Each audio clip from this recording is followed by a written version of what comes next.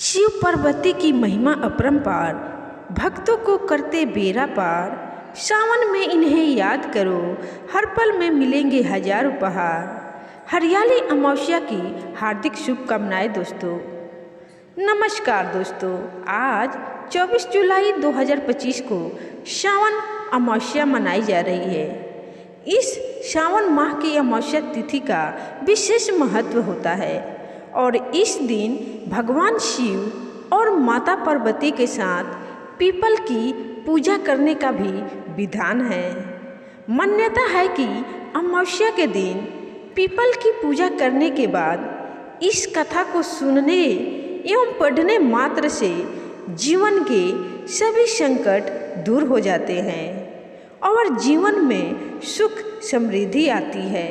इस अमावस्या को हरियाली अमावस्या भी कहा जाता है और हरियाली अमावस्या की कथा बहुत ही ज्ञानवर्धक है। इस कथा में हमें शिव पार्वती से जुड़ी कई अद्भुत रहस्य जानने को मिलेगा और सबसे ध्यान देने वाली बात दोस्तों, आज मैं आपको एक नहीं बल्कि 2 ज्ञानवर्धक हरियाली अमावस्या की कथा सुनाऊंगी। तो देरी किस बात की है दोस्तों, चलिए इस कथा को शुरू करते हैं और ध्यान से पढ़ते हैं और सुनते हैं। हरियाली अमावस्या की पहली कथा।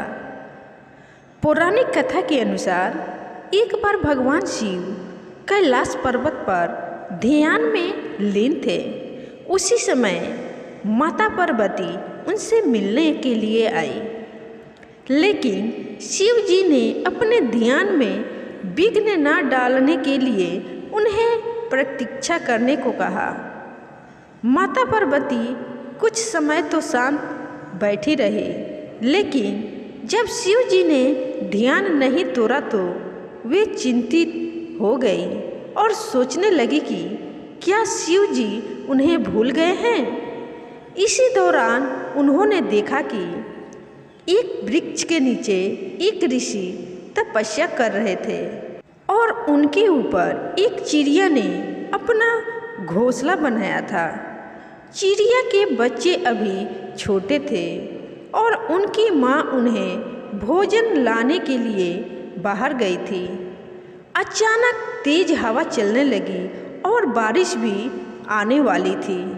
माता पार्वती ने देखा कि ऋषि अपने तप में लीन थे, लेकिन चिड़िया के बच्चे असुरक्षित थे। उन्होंने सोचा कि यदि वे कुछ नहीं करेंगी तो चिड़िया के बच्चे बारिश में भीग जाएंगे और उन्हें ठंड लग जाएगी। माता पार्वती ने एक पत्ती का रूप धारण किया और उस चिड़िया के घोंसले के ऊपर गिर गई ताकि घोंसला बारिश से बच जाए। जब चिड़िया लौटी तो उसने देखा कि उसका घोंसला सुरक्षित है और उसके बच्चे भी ठीक है। वह यह देखकर बहुत ही प्रसन्न हुई। जब शिव जी का ध्यान टूटा तो उन्होंने माता पार्वती को ढूंढना शुरू किया और उन्हें एक पति के रूप में पेड़ पर देखा। तो शिव जी ने उनसे पूछा कि वे पति क्यों बन गई है। तब माता पार्वती ने उन्हें पूरी घटना बताई और कहा कि उन्होंने असहाय बच्चों की मदद करने के लिए ऐसा किया। शिव जी माता पार्वती के इस काम से बहुत प्रसन्न हुए और उन्होंने कहा कि जिस प्रकार उन्होंने जीवों की रक्षा के लिए एक वृक्ष का आश्रय लिया, उसी प्रकार जो भी व्यक्ति इस दिन वृक्ष लगाएगा और उसकी पूजा करेगा, उसे उनका और माता पार्वती का आशीर्वाद प्राप्त होगा। तो प्रेम से बोलिए दोस्तों, भोलेनाथ और माता पार्वती की जय। अब आइए दोस्तों दूसरी कथा को सुनते हैं। पौराणिक कथा के अनुसार एक समय की बात है। राजा महल में अपने परिवार के साथ सुखपूर्वक निवास करता था। उसका एक पुत्र था जिसकी शादी हो चुकी थी। राजा के पुत्र वधू ने एक दिन रसोई में मिठाई रखी हुई देखी तो वह सारी मिठाई खा गई। जब उससे पूछा गया कि सारी मिठाई कहाँ गई तो उसने कहा, सारी मिठाइयाँ तो चूहे खा गए। पुत्र वधू की यह बात चूहों ने सुन ली और वे इस गलत आरोप को सुनकर अत्यंत क्रोधित हुए। इसके बाद उन्होंने राजा की बहू को सबक सिखाने का निश्चय कर लिया था। कुछ दिनों के बाद महल में कुछ मेहमान आए। चूहों ने सोचा कि यह अच्छा मौका है राजा की पुत्र वधू को सबक सिखाने का।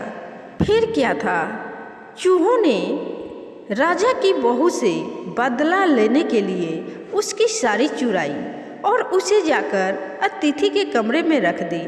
जब सुबह सेवकों और अन्य लोगों ने उस साड़ी को वहाँ पर देखा तो लोग राजा की बहू के चरित्र के बारे में बात करने लगे। यह बात जंगल में आग लगने की तरह पूरे गांव में फैल गई। जब यह बात राजा के कानों तक पहुंची तो उसने अपनी पुत्र वधू के चरित्र पर शक करते हुए उसे महल से निकाल दिया। राजा की बहू महल से निकलकर एक झोपड़ी में रहने लगी और नियमित रूप से पीपल के एक वृक्ष के नीचे दीपक जलाने लगी। इसके साथ ही वह पूजा करके गुड़धानी का भोग लगाकर लोगों में प्रसाद वितरित करने लगी।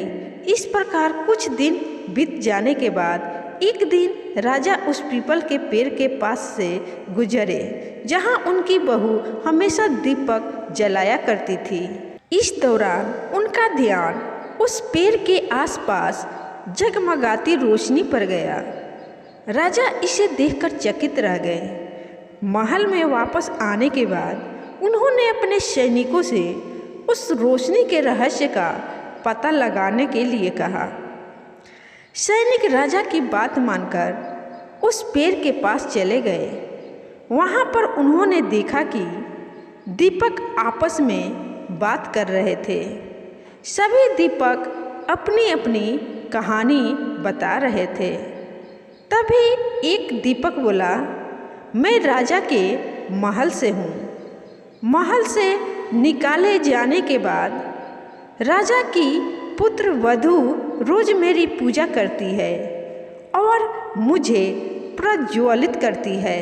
फिर वहाँ पर उपस्थित सभी अन्य दीपकों ने उनसे पूछा कि राजा की बहू को महल से क्यों निकाला गया।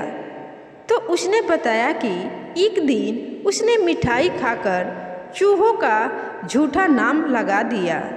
इस पर चूहे नाराज हो गए और राजा की बहू से बदला लेने के लिए उसकी साड़ी अतिथि के कमरे में रख आए। यह सब देखकर राजा ने उन्हें महल से निकाल दिया। यह सब सुनकर सैनिक भी हैरान रह गए और महल वापस आकर उन्होंने राजा को पूरी कहानी सुनाई। यह सुनकर राजा को अपनी गलती का एहसास हुआ और उसने अपनी पुत्र वधू को महल में वापस बुला लिया। इस प्रकार पीपल के पेड़ की नियमित पूजा करने का फल राजा की बहू को मिला और वह अपना जीवन आराम से व्यतीत करने लगी। तो प्रेम से फिर से एक बार मेरे संग बोलिए दोस्तों, शिव पार्वती की जय। दोस्तों, आपको ये दोनों कथा कैसा लगा कमेंट में ज़रूर बताइएगा और इस दोनों कथा से आपको क्या सीख मिली ये भी बताइएगा और कमेंट में शिव पार्वती की जय ज़रूर लिखिएगा। धन्यवाद।